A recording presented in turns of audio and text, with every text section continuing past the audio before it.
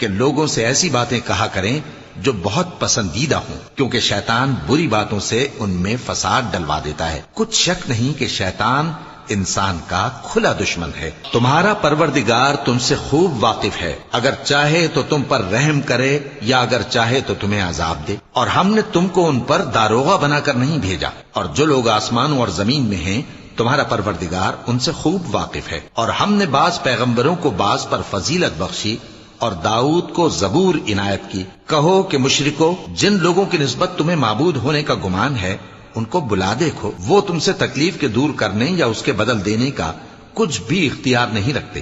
یہ لوگ جن کو اللہ کے سوا پکارتے ہیں وہ خود اپنے پروردگار کے ہاں ذریعہ تقرب تلاش کرتے رہتے ہیں کہ کون ان میں اللہ کا زیادہ مقرب ہوتا ہے، اور اس کی رحمت کے امیدوار رہتے ہیں اور اس کے عذاب سے خوف رکھتے ہیں۔ بے شک تمہارے پروردگار کا عذاب ڈرنے کی